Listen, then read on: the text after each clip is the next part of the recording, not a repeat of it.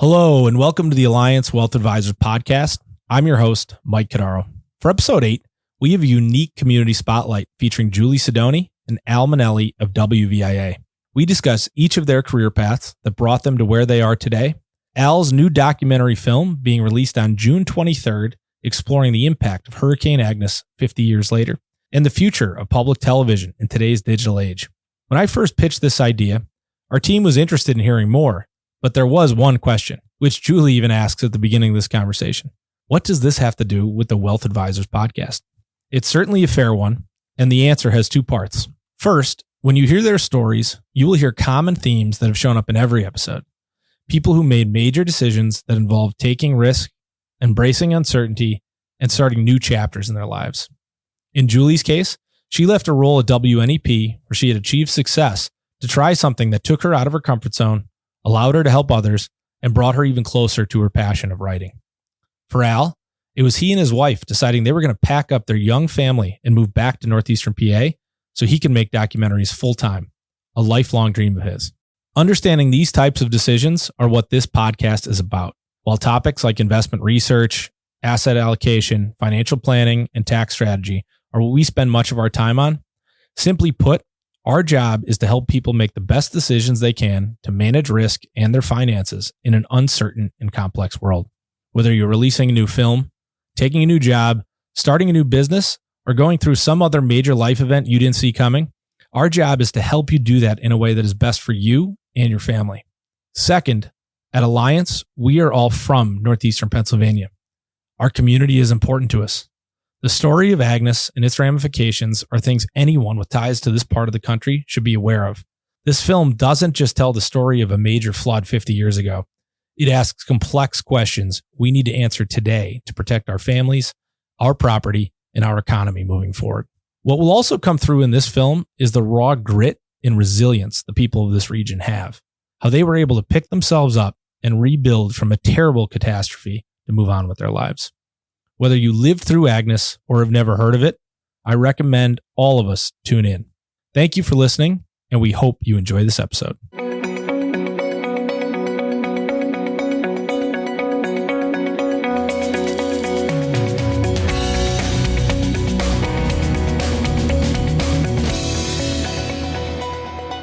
All right, so we have today Julie Sidoni and Al Monelli of WVIA.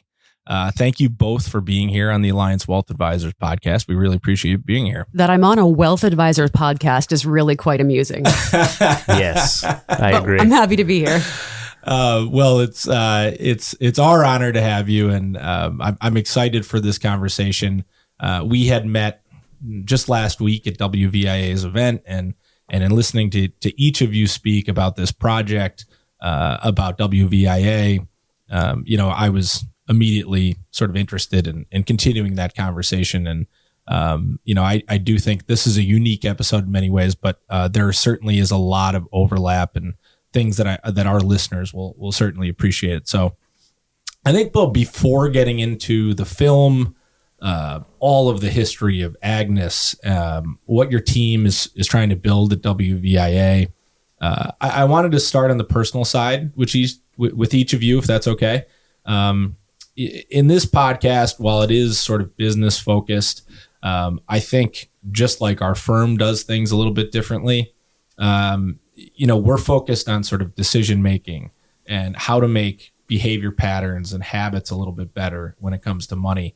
But a lot of that is down to sort of how people make decisions, and particularly big ones in their lives. That's sort of where we come into play often is, these major life events. And interestingly enough, each of you had one last year where both of you made a big career decision, and that was to join WVIA. So Julie, I'll start with you. I think a lot of listeners know who you are and are very familiar, with all the work you've done over the years in our area. And it's great to finally meet you after seeing you on TV for all those years growing up. So, what was the path? Was it always sort of news and journalism for you growing up, where you knew you wanted to do that? And how did you make it to where you are today? The answer to your question, short question, is yes, but it kind of goes back a little further than that. When I was 8, I wanted to be a writer. That's all I ever wanted to do was write, be a writer. And I got a lot of feedback growing up, good feedback, honestly. It might have held me back in the end, but it was good feedback that your advisors and teachers are always telling you, oh, it's so nice that you can write, but what can you do because you're a good writer? So in other words, writing isn't really going to be how you make your money. So what can you do that would allow you to write? Right. In the meantime, I grew up in a household. My father was a West Point grad. We talked about military and politics a lot. Wasn't allowed to watch television until 6:30 when Peter Jennings came on. So the news was sort of always around me. And I kept watching news when I was young thinking, I could do that. And when I realized that there was a lot of writing involved, that instantly became where I headed. So yes, I knew fairly early on I wanted to be a journalist, which of course means something very different now than it did back then. Yeah. But yeah, I was pretty set on that. And so went to school with that in mind, got a broadcast journalism degree, got a political science minor, thinking that my main job focus in the end was going to be part of the White House press corps. Thank God I did not actually get to there. I realized very quickly that was not really my forte there. Count your blessings every day for that. Yes, I do. But that was the original thought in college. And I started at an NPR affiliate, actually. I went to Duquesne University, and at the time, it's not there anymore, but at the time, WDUQ was the NPR affiliate right there on campus. Oh, okay. So I had a job working for an NPR station on the air before I'd even graduated. Wow. And so I really liked public media. I liked it from the very beginning, but I got very caught up at even people who I worked with at the station said, don't stay here. You're not going to make any money. There's no career trajectory. Yeah. And I ended up with an internship at WTAE, which is the ABC affiliate in Pittsburgh. Okay. And then I was hooked. So from there on out, I ended up in commercial television, and I stayed in commercial television I was at WNEP alone for almost 20 years. So wow, that's crazy. Mm-hmm. Did it feel like 20 years, or does time fly when you're having fun type thing? It really didn't feel like 20 years until COVID. COVID was hard on everything, of course. Sure. And those were a couple of long years. But no, for the most part, it flew by very quickly. And so going to the fall of 21, mm-hmm. You have a great job at a well-respected and successful station. Yeah. And a following, I'm sure people who are familiar with you for, all your years covering the area. So what led to you making this pivot into what is a very different role, as far as I can tell, in many ways? It wasn't seamless. I had heard that the news director job was open at WVIA many months before. I never really even applied for it. I heard it was open. And the one thing I always knew I did not want to do was, ready for this, news management. I never saw myself as a manager. I'm a happy worker bee. You give me my assignment, I go do what I do, and then I come back, and then it's done. And I've never really thought of myself in a management or leadership position at all. Despite the fact that, I grew up in a family full of entrepreneurs. So I just never saw myself that way, frankly. And I didn't want the stress. I didn't want the I'm not going to swear on your podcast, that comes along with news management. But my contract just so happened to be up. I was negotiating to stay. And someone I knew said, you really should just meet the general manager of WVIA, Carla McCabe. She is relatively new to the area. She knows news. Maybe you guys would just hit it off a little bit. So I sat down and had coffee with her. I didn't really even consider it an interview. And about 10 minutes in, I thought, oh boy. Something clicked. Something's clicking here. Because I wanted all along to do more than just sit and read. And here Carla was saying, what do you want to do? What do you want what do you want journalism to be? Come do it here. It was very compelling. Especially, I would think, in this environment, having the ability to be creative and sort of do things maybe a little bit differently, that jumps out. I think I approach news differently than other reporters I've seen. Not that it's any better or worse, but because I'm a writer, because I have creative writing background, I kind of see it as it's storytelling. It's a story. So how can you craft a story that's going to make it compelling and interesting and maybe even change things as good journalism should? Yeah. So instead of just the quick headline, the run and gun, which was fun for a little while, but I found myself wanting to get a little more in depth with things and approach it more like a story. Particularly when things are just, every time you look at the news, like it feels like these hits are getting shorter. Like everything's, now TikTok's the most used network. And yes. You're portraying this information in 5 seconds or 10 seconds. Like maybe going the other way is not a bad idea. Our collective attention span is down to nothing. Even in news articles now, they give you at the top like 2 sentences about the important information. You don't even need to read the article. It's like, here's what it says. It's like, well, then why'd they write the article? Thanks so much. Moving on. And I think for each of you, though, what is interesting for our listeners is that we've had plenty of business owners on, and that's certainly a focus for our practice and for this podcast. But you can be an entrepreneur as a journalist or as a filmmaker, and you can work for a big company and still have that mindset. And I think that's something that sort of gets lost, right? Like, well, if I don't have my own company, I can't have that passion, or I can't bring that joy to the work every day. And I just don't think that's true. And I think for a lot of people, in different areas that can be the case. And you know how it goes. It's all timing. This job comes up 5 years ago, 10 years ago. It wouldn't have even been on my radar. Mm-hmm. It just happened to hit at a moment for me where I was ready for something more. And frankly, I started to think, gosh, I'm only where I am because so many people before me turned around and helped me up. Yeah. And it's my turn now to do that. I need to turn around and help people up now. Yeah, that's really cool. So Al, how about you? I think, certainly a unique story being from the area, mm-hmm. And speaking of storytelling, that was something you wanted to do from a young age too, I presume. Oh yeah. I mean, when I was I was that kid in high school that didn't do his homework, I was just the worst student, but it wasn't because I, wasn't smart or anything like that. I applied all of my effort and attention to filmmaking because in 9th grade is when I realized, I like this. And so, we would get projects and assignments in high school, do a book report. I remember my first thing I ever really did was we had to do a book report on Great Expectations, and we were reading it.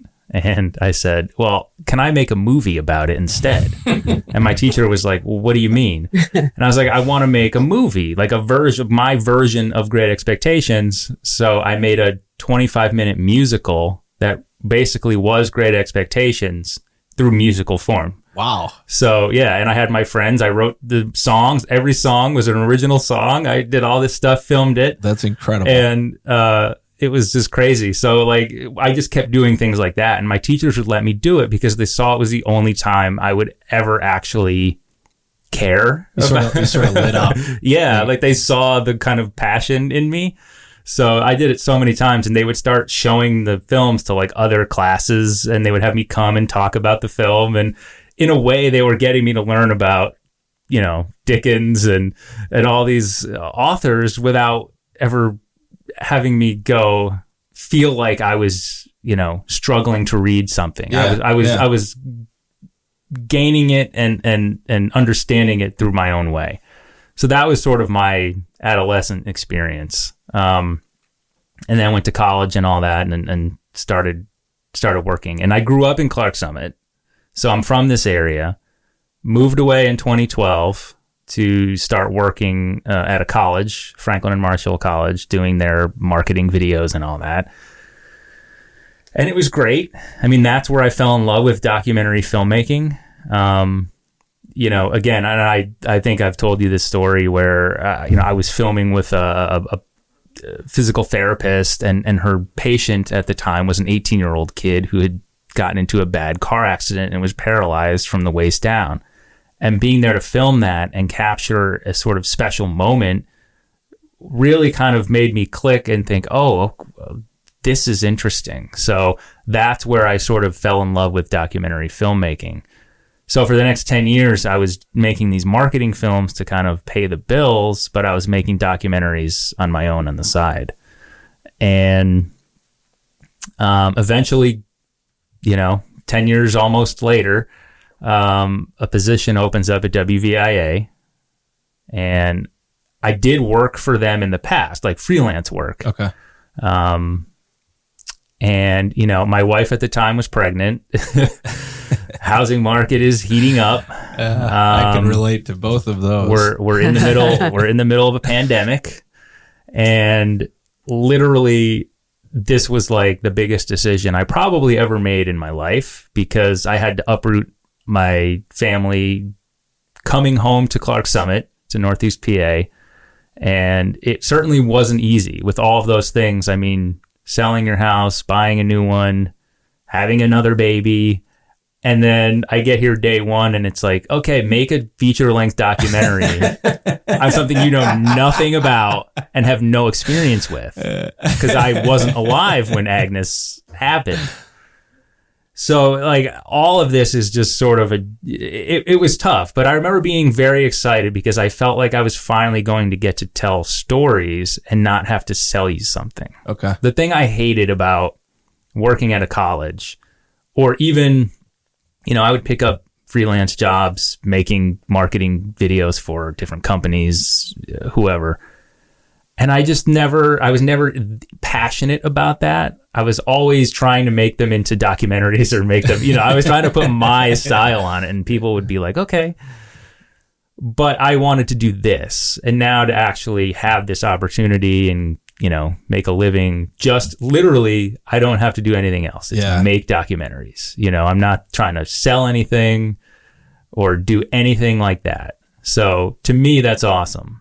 And I got hired. I'm excited. I'm like, wow, I'm the new guy at WVIA. And then like a week later, it's like Julie Sidoni coming from WNEP. And it was just like a barrage of like, hey, do you know Julie's coming to WVIA? I'm like, yeah, I know. Yeah, I'm also here now too. Yeah. So Julie quickly became the new person, and I slid back into the background. Yeah. Oh, Hal, come on. How do each of you speak to not even necessarily younger people, but just people who have been in that situation where you can, you want to be a writer, that's great, but you need to find a way to pay the bills. You want to be a filmmaker, that's great, but you need to find a way to pay the bills. And I think some element of it, especially when you're younger, is grinding, right? And being in a job where you're building a real skill set. Like you have to do that first most of the time.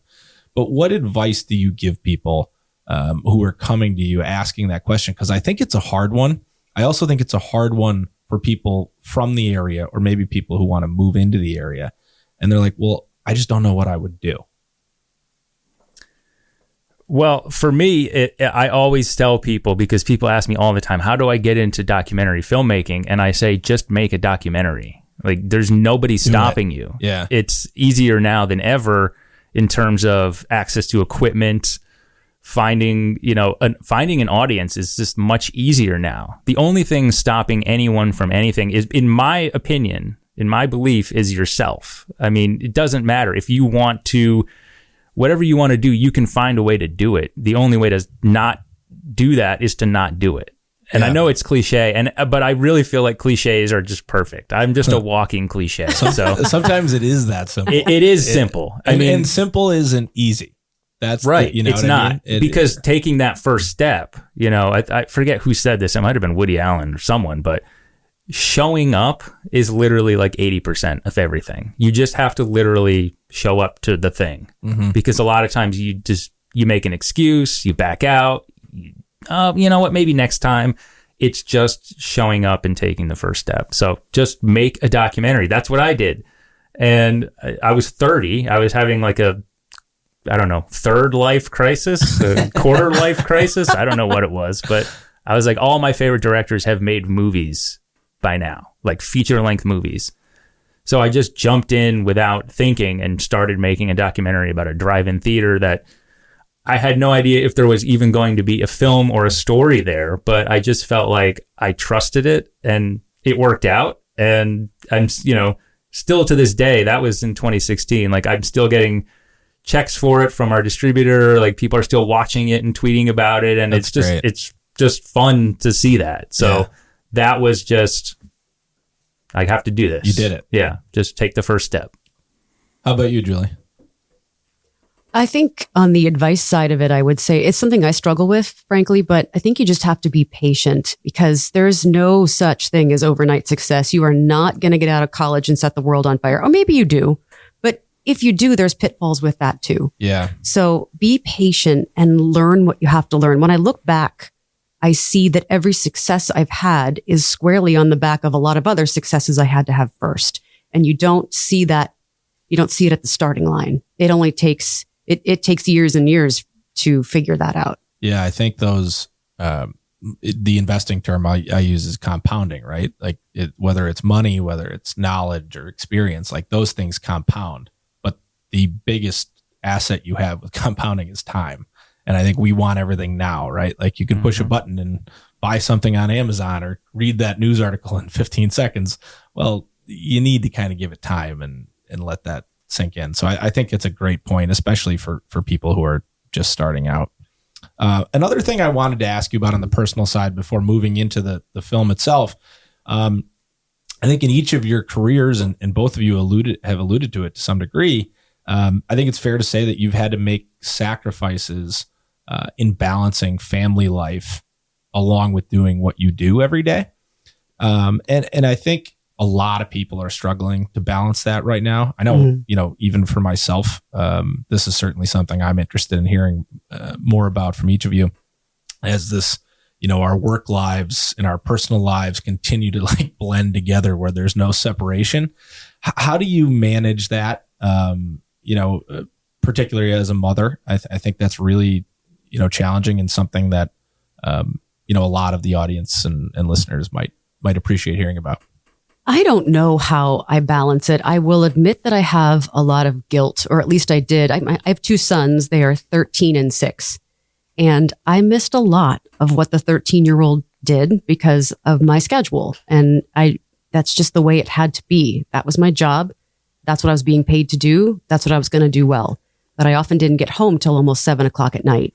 Dinner's pretty much over. I'm not getting anybody to basketball or soccer practice. Right. And so now I think, looking at my 6-year-old, I think now maybe I have a chance of not doing that again. But there's always a balance. There's always, I always feel a little bit as a mom like I'm disappointing someone. I'm either disappointing my boss because I left to get to a soccer game, or I'm disappointing my kids because I didn't. Yeah. And I don't really have any advice on that. That's something I struggle with. But I believe my situation's a little better now that I have a little bit more flexibility with it. Yeah.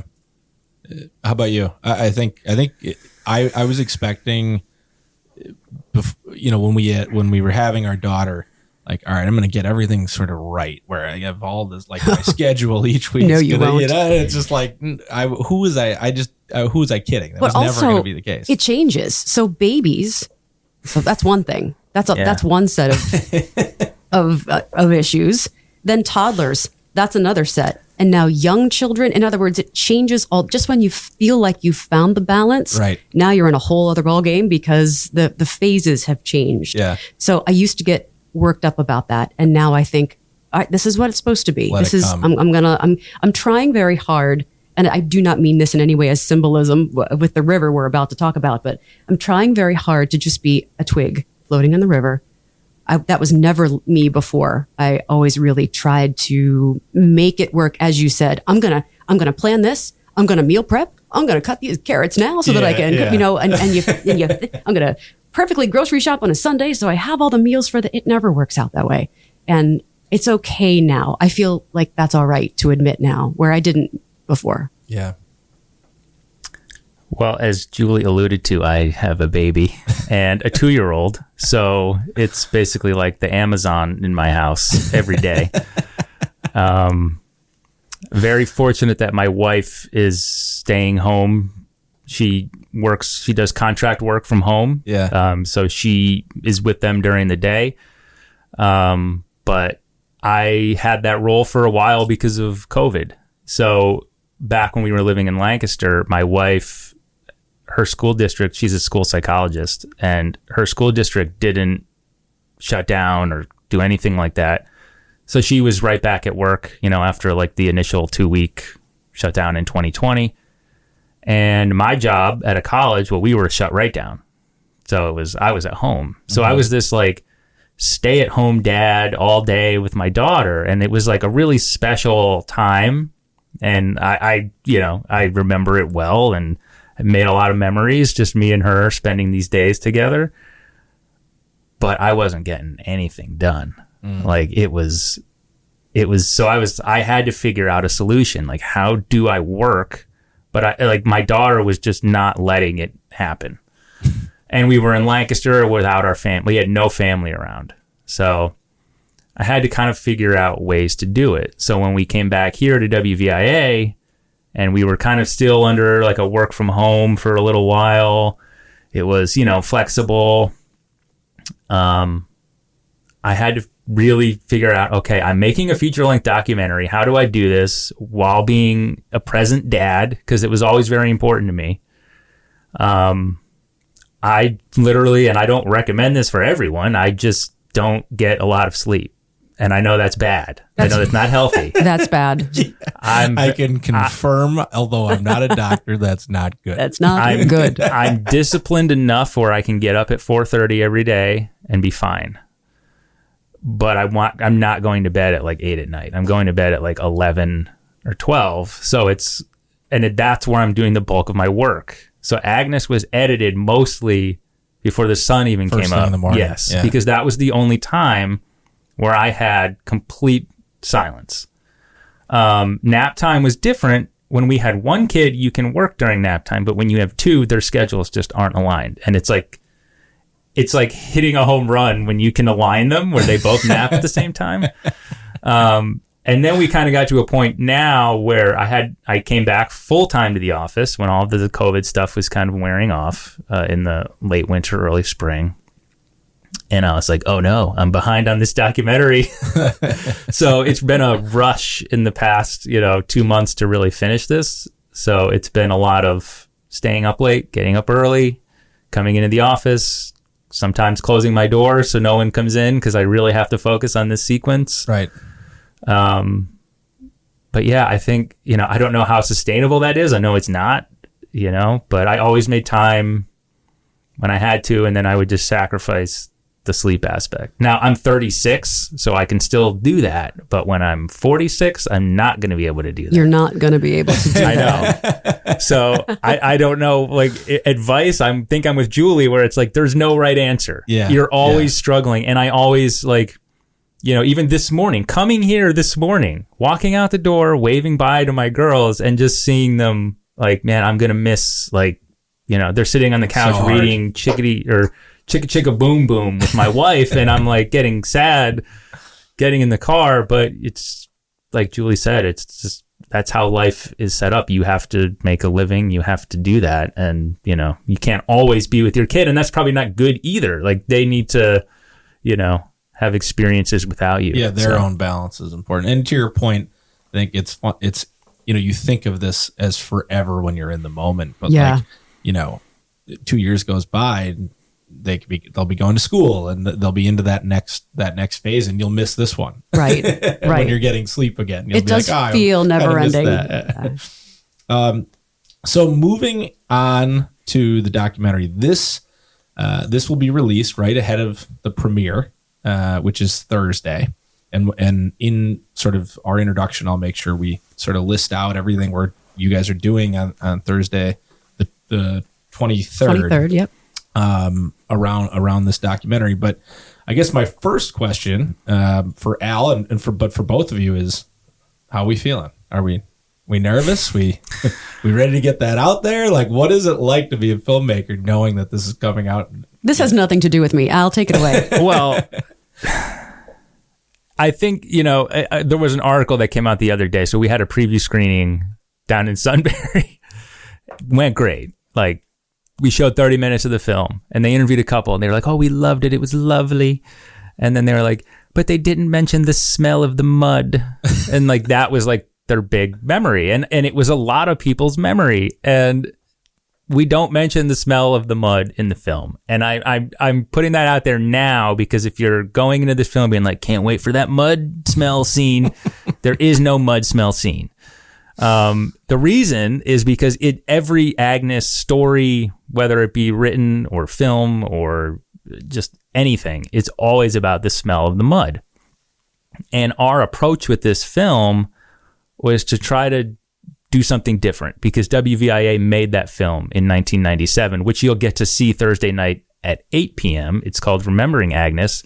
That is these sort of stories from the past. You see a lot of old great footage. You hear old stories, and it's really a wonderful look back at what happened. This film, we wanted to take it 50 years later and kind of show the sort of ghost of Agnes. What is happening today? How are we still affected? What have we learned? So you will see Agnes footage and hear Agnes stories, but you're also going to hear about Tropical Storm Lee, which was in 2011. You're also going to see, the effects of climate and flood insurance and all these other things related to flooding.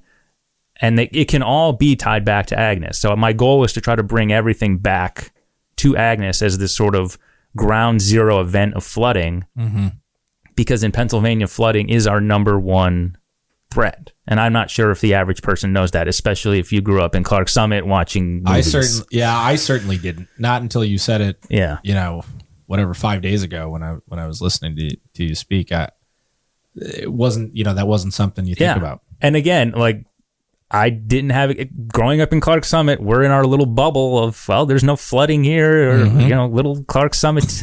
But we were right next to these communities that were just getting pummeled. Killed. Yeah. So that was what we wanted to do with this film, is start conversations about flooding, flood mitigation, protection, climate, flood insurance, all these important issues in the cocoon of Agnes. So you will get to see Agnes and its effect on us 50 years later. Julian, getting to see a few of the clips myself last week, I think when it's that visual and the sound is there, and it slapped me in the face. Like, what a huge just catastrophe this was for so many people in our area. And I think, you've heard of Agnes, even younger people. I think most of us have heard about it, but you just can't grasp it, right? I think, when you're especially a kid growing up and it's happened before you were born, it's just like, yeah, everyone just moved on and it was fine, right? And then as I get older and I'm thinking about these things, with a family and all this stuff, my viewpoint has changed. But in your mind, is this for those younger audiences just as much as it is for the people who did smell the mud and lived through it? Absolutely. Yes, absolutely. And I'm glad that it does touch on Tropical Storm Lee, which may be the thing that people remember most recently. Right. So, right, everybody's parents, grandparents, everybody's a family member who was affected in some way. A lot of people, I should say, have a family member affected in some way by Agnes. I could also say the same for Tropical Storm Lee, though. And that was the one that I had firsthand experience with in 2011. So I like that Al brought other flooding events in, because sometimes people around here talk about flooding as if it's the 100-year flood. And one of your sound bites in the film actually gets to the heart of this, but they're not. Suddenly they're every 20 years. Suddenly they're every 10 years. Well, now what if I buy that house by the creek? It's not the Susquehanna River, but it's all connected somehow. So am I about to get pummeled in 5 years? So to your point, for people who are perhaps moving back, or who didn't have a personal experience with Agnes, I think this is the film they should see to think about, well, what would I do if that happens again in a year or two? Because the tagline of this film is, it will happen again. Right. Yeah. It will happen again. I think as a financial advisor, right, we are helping people plan their lives. And I always say, like, we should be planning in 90-day sprints.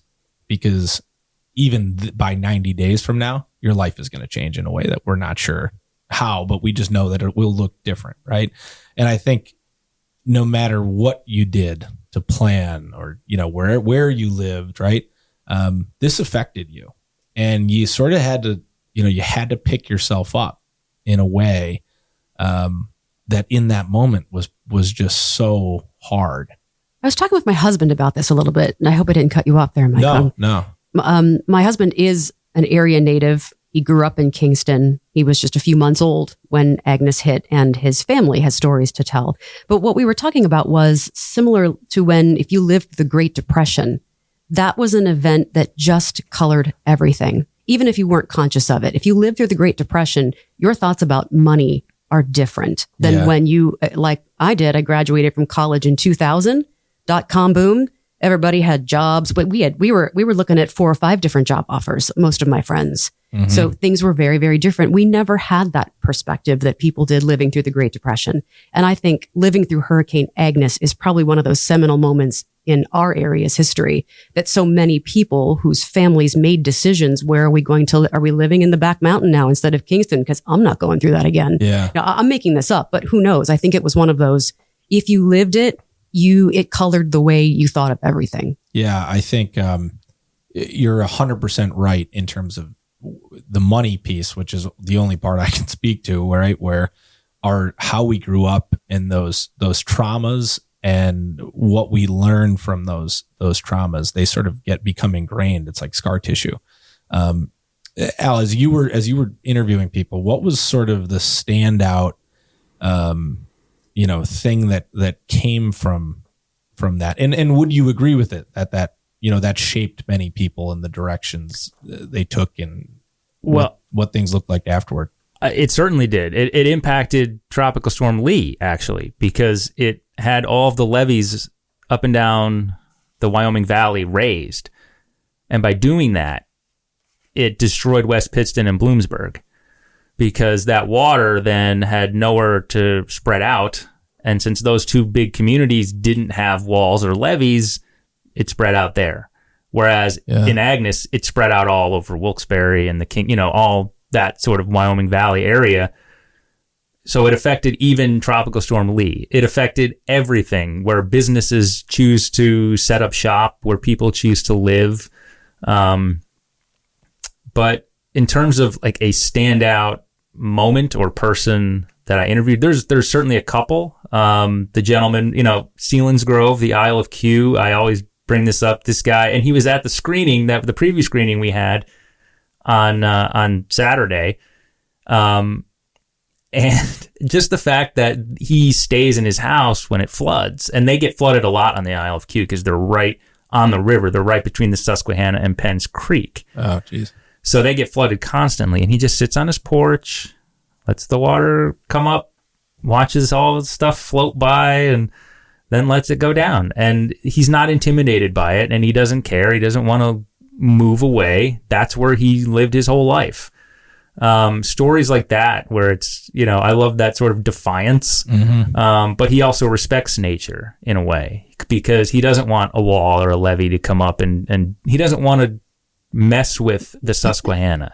He wants it to do what it's going to do. Yeah. And it was fascinating to me that there is a debate on what to do. Some towns and communities think levees and walls.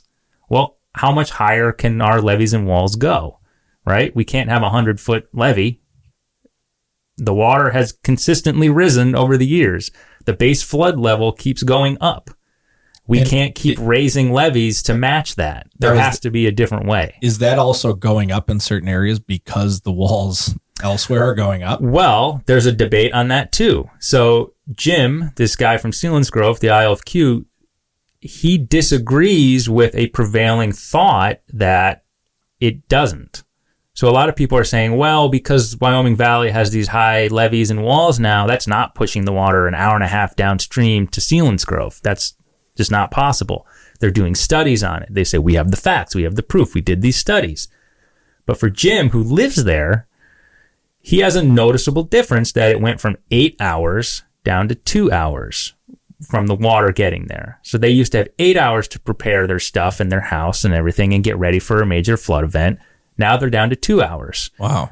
And for him, that's proof enough that, hey, this wasn't like it, you know, in all the previous, like Hurricane, I think there was Ivan in 2004. Ivan and Lee were close to one another, right? Or was Ivan? Irene and Lee were the same year. There's yeah. 04-11, right? Yeah. I'm sorry. I just got my facts mixed up there. So, you know, he has that evidence just from being there. You know, he doesn't need to look at these. He's like, I don't need to look at the data. Yeah. You know, I live here. You went from 8 to 2. Yeah. So, but that's also could be impacted by climate. That's another thing. Temperature is going up and it will continue to go up. And that affects how much water is being sort of evaporated back into the air, which is causing much more torrential downpour. So we get more flash flooding now than we ever have. And that's flooding creeks. Everyone I interviewed in the film who has anything to do with flood mitigation said to me, the Susquehanna River it's not even on their radar anymore. They can monitor it. They know when it's going to rise. They can really pinpoint it to a really specific number.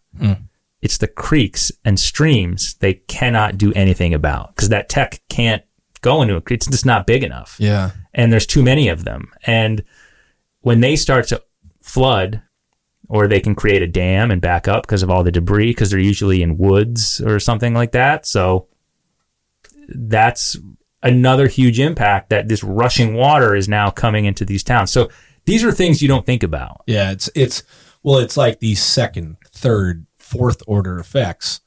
You know, you're playing 3D chess, right? And it seems like, okay, well, we'll put a wall up. Well, think of all of the effects that doesn't just, you know, affect you. That affects things that you can't even comprehend. And I think in general, as the world has gotten more and more complex, whether it's financial markets, the economy, like, you know, all the supply chain issues, right?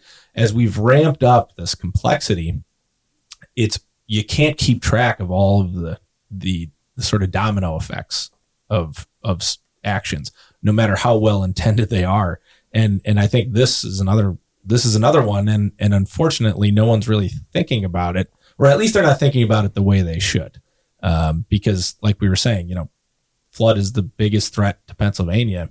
This should be talked about at city council meetings. This should be being talked about at the state legislature. I think it kind of is. It's just not by enough people. You know, it's like, it's, you know, we used to all make fun of Al Gore way, way back when he was talking about, you know, climate change and all that stuff. And he was the only one really talking about it on a sort of, you know, big level. Now more people have started doing that, but these are conversations that are being had by very few people. I don't think people even in flooded communities understand all of this stuff and how one town affects another. And, you know, to me, that was another fascinating point, was what one town does can affect a neighboring town or even a town up or down the river. And it kind of raises the question about, well, should you only care or focus on your community, you know, or the greater watershed? You know, so it kind of reminded me of COVID, you know, with getting vaccines and doing all this stuff. So it kind of has that feel where it's like, is it self-protection? And I don't think either side is wrong or right. It raises, it's asking the question. Yes, and that's what I'm hoping to do with this film is make you think about it. What do you think is right? Because if you get fired up about it and have an opinion, you're going to talk about it, and it'll get more people talking about it. So rather than me sit there and try to tell you what I think on certain issues, I think it's just better to raise the question. But I definitely put myself into the film a little bit. Yeah. So that's an interesting point, because I think in like news these days, it's often being editorialized, where it's not raising questions. It's actually just giving you an answer on both sides. How do you think about presenting information in this environment in order to have these productive conversations that Al's talking about? It's increasingly difficult. And I like to call what you're referring to as news-themed entertainment. I think that's what most people are actually watching on the cable stations these days. It's news-themed entertainment. People kind of watch or read what already enforces their beliefs, which not everyone, of course, but I think that's the vast majority of news consumers. And I think it's difficult then to try to present something that isn't, I mean, I hate to use the word pandering, but isn't pandering to what someone wants to hear. Mm-hmm. I've done a lot of stories that have made people angry one way or the other. It hurts a little bit. You know, me personally, I'm far too sensitive for this. What was I thinking going into this field? It hurts a little bit. That's when you're successful, is when you are, if someone calls and says, hey, fantastic job. And then the other side calls and says, fantastic job. You know, you have to think, what did I really do then? Yeah. You know, Good point. Journalists are, the state of journalism is rough these days. It gets a bad rap. I think that's largely deserved. I'm not talking on a local level, by the way. I'm just saying overall, it's hard to get information that has no other color commentary around it. So it's difficult. It really is. I can't change everything, but I can try to change my own little corner. Yeah. I think in my world, it's, you know, I think your head goes to sort of a lot of the political issues of today in this conversation, but it happens a lot in the financial news too, where, you know, if you're just trying to get clicks and, you know, people to stay on your platform, whatever it may be, you're usually doing that by scaring them. And it's not necessarily presenting them with the information to have a good, informed, rational conversation. It's to, you know, trigger a fight or flight response where, you know, either they want to watch more of it or they need to act and they need to trade on your platform. And so it's sort of that model has permeated everywhere, I think. Looking for fear, looking for outrage. You're trying to elicit some sort of emotional response. Yeah, I understand what you're trying to say. I think what makes this unique, this topic of flooding, is that there isn't a right answer that's obvious.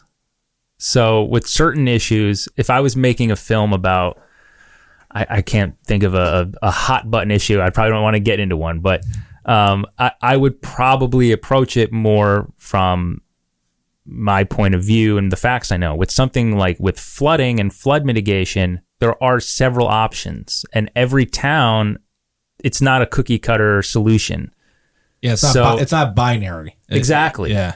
So it would be hard in this film to say, okay, well, just put a wall or a levee, or you know what I mean? Yeah. You know, even subtly, it'd because be like, well, there's 7 other things. Even some communities like Bloomsburg, they didn't qualify for a wall or a levee because of the amount of people that lived there. So even if they wanted that option, right, the cost benefit ratio didn't allow it, but they have one because they went out and basically, you know, like an independent film, just had it self-financed in a way. Like they got so fed up after Tropical Storm Lee that they said, we need to do something. And so that was, I thought, a cool kind of story that they just went out and financed it. But yeah, with flooding, it's different with every town. So it's hard. I just wanted to present certain things. Where you see my stamp is more, you know, the guy who, like I mentioned earlier, who kind of sits on his porch, stuff like that, the human stuff, what I gravitate towards in a person or a personality or a story. The story of the Sunbury Wall holding up to 2 inches. I mean, their wall was 2 inches from overtopping in 1972. So these stories is where I kind of put my creative editorial stamp. But when it comes to flood mitigation, there's no right answer. Mm-hmm. You know, ask 10 different people, you'll get 10 different answers. So so I think, you know, showing the resilience and just like the raw grit of the people in this area and in the Wyoming Valley who went through that is such an important thing. And I think, like I mentioned before, for somebody who hasn't lived through it, like I should sit through this film and I should watch it and I should really understand it. Outside of those two things, what does success look like for this in terms of the conversations that it generates? And in terms of, you know, the people at the kitchen table or at at a council meeting or in a meeting in Harrisburg, what would be a good barometer for success as you look at this film, in 5 years? Well, certainly West Pittston comes to mind. There's a whole section in the middle of the film dealing with West Pittston and their sort of plea for a levee. They were left out of the original Wyoming Valley levee project that kind of, there had been levees, but in the 80s, early 90s, they were raising the levees in the Wyoming Valley and they were adding sections, and they were going to add the West Pittston Exeter section. Fast forward, they only added the Exeter portion of that because there was some debate in West Pittston. They didn't want the wall or a levee to block their view of the river. But it kind of goes back and forth, and I don't want to kind of tell you too much, but there was a two-side, a he said, she said kind of thing, and they ultimately didn't get a levee and were destroyed in 2011 with Tropical Storm Lee. And I mean, it was bad, and you'll see first-person footage.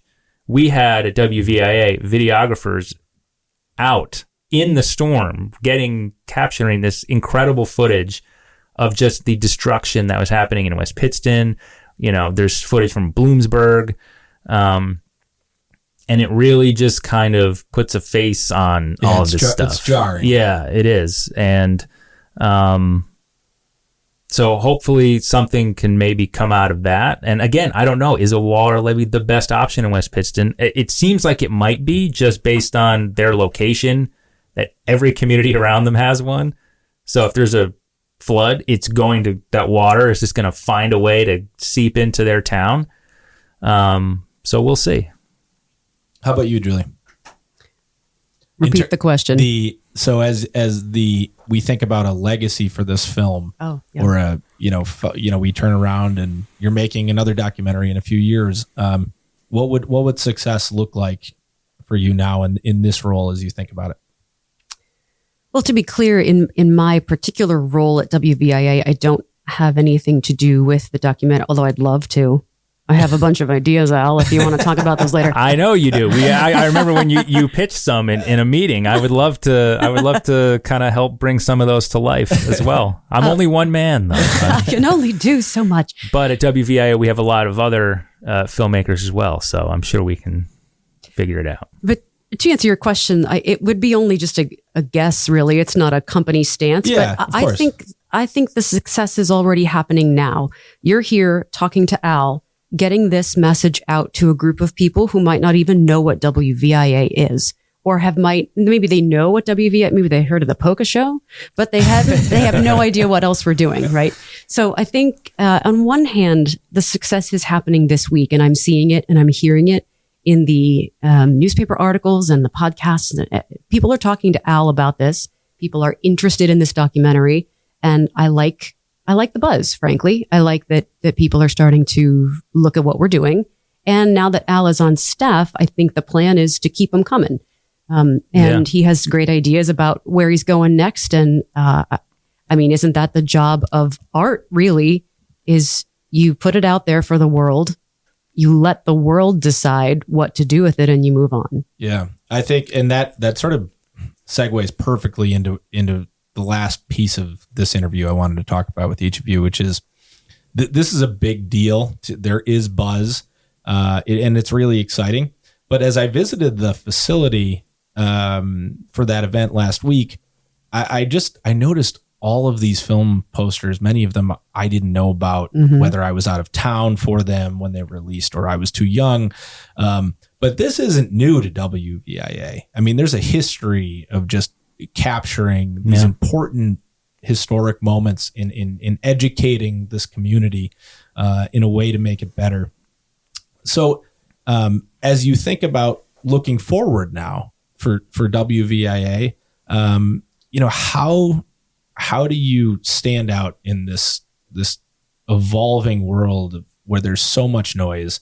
You're buried in content. My wife and I were laughing the other day. We were trying to put something on for our daughter, and between like Disney and Netflix and like, wait, I don't even know where that show is on, and you're jumping around with passwords. I've been there. Like, people are just swimming in all of this stuff, and not all of it's good, but there is a lot of it. And so how do you think about that? Because the perception of WVIA, to your point, for many is probably, like I watched Sesame Street growing up on there, and the Polka Show, and certainly there's a local news and the telethons and things like that. So there's so much you do that's good, but I don't know that I think of it as a place to go watch, a great film like this one. So how do you change the narrative, and then how do you get people to find you in this environment?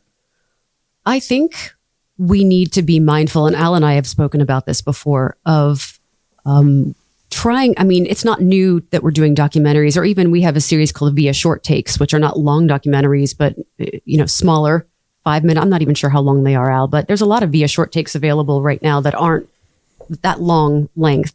So WVIA, to your point, has been doing this all these years.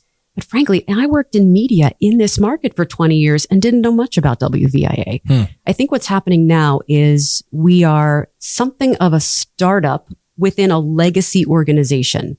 And that is both amazing and has some pitfalls too, because you have to be careful. We are not trying to take over. We're not trying to erase everything that has been done. There's so much history in those walls, those halls you were walking past, if they could talk. There's a lot of wonderful stories that have been told there. Absolutely. But we have to try to take those stories and figure out how to get them to, I don't want to say the next generation, but to maybe a group of people, a new audience who is not familiar, possibly even with public media. So I don't have a plan for that. I don't know if there is one plan for that, but I think pumping up local content is a way to do it. And yes, you're right. There is a glut of content everywhere. But I think there is a hole that the news department can fill. I think we can do longer form, very, very local or regional pieces about interesting topics that people want to know about, not necessarily the breaking news part of it, but what's going on with climate, to Al's point, what's going on with, I don't know, name one, health and medical issues, the aging population. There's a lot going on in this area that I think deserves to be covered more than quickly. And I think too, I never really thought of this until I was listening, but there is, as people are living more digital lives and sort of less, there's less involvement in maybe little leagues or churches, and for all sorts of different reasons. And that's a different podcast.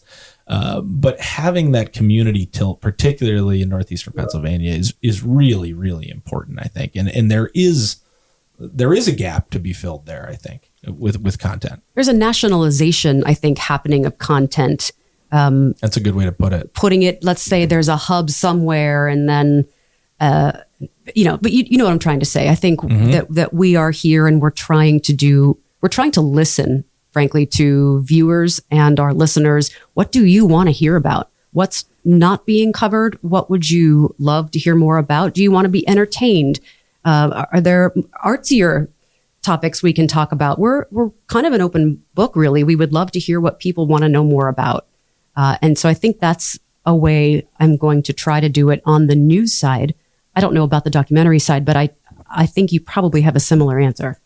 Oh, for sure. And, you mentioned, I think your description of WVIA as having a sort of legacy.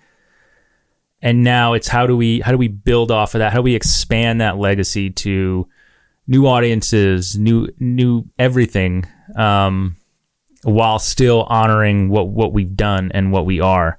I'm coming in, I'm looking at this Agnes film as sort of a launching point to kind of say, okay, WVIA is here. And the reason not just because, not saying this is the greatest documentary ever made. That's not what I'm saying. It's because WVIA now is in a position where we can really put some money behind marketing the film. So you might see these billboards, you might, these podcasts, all this different stuff that we've been doing to really promote. We have a partnership with Citizens Voice. You're going to see a lot of ads for this film. And that's something that they didn't have in the past. So now that we have this budget, this marketing budget, this really feels like sort of the beginning of a new season, so to speak, right? At WVIA. So my hope is that it sort of starts this sort of new journey for documentary filmmaking here, because we have other filmmakers. WVIA has several who make feature-length documentaries. So every year we're going to be putting out multiple feature-length films, and they're going to be on a variety of subjects. And the goal is to, again, capture it all. So we don't want it to just be, serious pieces where you're learning something. We also want to have entertaining documentaries, fun documentaries. It could be a whole different variety of things that we haven't done in the past. And that really comes from Carla, our CEO, kind of wanting, like what Julie said, let's focus on local. And that's what I've already been doing before I came to WVIA. My previous 2 documentaries were Pennsylvania based. This third one is Pennsylvania based. My next one is Pennsylvania sports based. So for me, I'm loving telling these stories. And the reason I'm gravitating to them as well is because no one else is telling them. Sure, there's a lot of people telling the Agnes story, but again, we found a way to tell it differently, and to bring a different spin to it instead of just doing what we did 25 years ago. So I think now when we have this news division, I feel like Agnes is sort of going to be the start of, all right, we're here. WVIA has been making these original documentaries for years. And you walked through that hallway, you saw those posters. This is not a new thing. Yeah. But hopefully now that we have the resources to really put behind the films, we can really expand and let everyone know WVIA is the home for documentary filmmaking in the region. I don't know anyone else who's making documentaries like we are, consistently, of quality, of these sort of really important local topics. And now that we have a news division, and there is a buzz at WVIA, and that was another reason I wanted to come here, besides the documentary side of it. So I don't know, if Julie, if you kind of sense I just sense it swelling. I sense it really expanding and just people talking about it. And that's what we want. We want to get WVIA out there more and let people know it's not just, Sesame Street and, Polka, which are great. Well, don't do anything. My daughter loves Daniel Tiger. Leave those there. Oh, Daniel Tiger, yeah. Well, it is really exciting, and it's something I've certainly noticed, just from where I'm sitting, and Carla and the team you guys have put together there. It is really exciting, and I look forward to sort of watching this unfold. But I do want to say real quick, there are people who've been I've never worked at a place where I've met so many people who've been there for 40 years. Yeah, that's true. It's unbelievable. Yeah, that's pretty uncommon these days. Ben Payavis, who's our chief content officer, he's the one who actually came up with the Agnes idea, doing it differently about sort of 50 years later. He's been there for a long time. We have Larry Voitko on the radio. We have Erica Funke on the radio, Lisa Mazzarella. They've been there for decades. I mean, George Graham, I feel like invented WVIA. And that's the legacy that we are joining, and so excited. I mean, I got to make a short documentary about Larry recently, and just to hear these stories and learn about this place is awesome. And to be a part of that and to help continue it and grow it we're excited. So. Yeah, this next chapter will be really exciting, and I can't wait to watch it. So you've both been so generous with your time. I do have one more question for each of you. So this goes back more to the personal side, I think, to wrap up. But I've asked each guest that's been on so far, given all you know now, what advice would each of you give your 22-year-old self as you sit here today? Oh, I tell her to calm the hell down. Just calm down. Just calm down. I was so, I think I had it in my head so early. People kept beating it into you. If you don't have an internship, if you haven't worked your way through college, you're not going to get that on-air job. So true. And so I really feel like I shortchanged my college fun career. I was working a lot when I was in college. I have a very vivid memory of getting up at about 5 o'clock in the morning to start a 6 a.m. radio shift and half of my floor is coming in drunk from the night before. And I'm thinking, what am I doing wrong here? And it's true that I ended up with that great job 1 month out of school. I mean, I was successful in that, but it's not always all about your work. You know, you are not your work. And I think a lot of people believe that they are and go through their life thinking that they are. There's a way to be incredibly dedicated to your work and do the best you can at it without letting it take over. So I would tell my younger self, just don't let it take over. That's great. How about you, Al? Kind of going back to what I said before, you know, I waited until I was 30 to make my first feature-length documentary. I wish I had done it earlier. And that was, I wish it didn't take me being like, oh my God, I'm 30. I'm so old. Like I have to do this now. And it's not, you know, we were talking about patience earlier. I think patience is definitely important, and that this isn't like the opposite advice. It was just, I was waiting around too long because I felt like, well, I have these scripts. I'm going to make, you know, the next Jurassic Park. And, yeah, and that was, I wish I had just jumped in sooner and stopped waiting for the right opportunity, because when I did just jump in, when I was 30, things started to change. Things changed in a big way. So my life is radically different now than when I was 22. When I was 22, I don't even remember. When I graduated college, I worked at a gym and Blockbuster Video simultaneously for a year.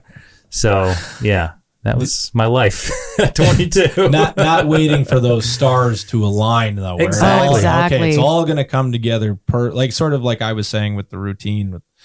That's not the way life works. So just embracing it, or just floating down that river. There's no grand muse. No, you're not going to wake up one morning and say, I got it, the perfect documentary idea, and here I go with perfection. You know, you can't, we were taught in writing school, you make the bad piece of pottery because you can mold that clay, but you can't mold nothing. So do something, even if it's bad. Yep. That's how I would describe most of my writing. So that's good. You are in very, very good company. Well, thank you both so much for coming on. Again, June 23rd at 9 p.m. Well, at 7 p.m. to 11 p.m. So there's a whole night. 9 p.m. is Agnes 50. But I do want to make sure we mention at 7 p.m. you get Keystone Edition, one of our original shows, live right on the Susquehanna River in Wilkes-Barre, which is pretty cool. That's great. And then 8 p.m., Remembering Agnes, documentary from 1997, which is a lot of amazing old footage of the Agnes flood. 9 p.m., Agnes 50. 10 p.m., we have a documentary from an upstate New York PBS station. So it affected even upstate New York, but people don't realize that. Wow. Yeah, WSKG. So it's going to be 4 hours of, you will literally... have plenty of Agnes footage and stories and content all night. So even though we don't mention the flood mud smell in our Agnes 50, we'll get our film. You'll get it in the rest of the 4-hour program. Well, thank you both for coming on. Really appreciate it, and look forward to see what you do next. My pleasure. Thank you. Thanks, Mike. The information on this podcast was created by Alliance Wealth Advisors and published for informational purposes only. The guest on this episode was not a client at the time of this interview and did not receive any compensation. For more information, please visit alliancewealthadvisors.com.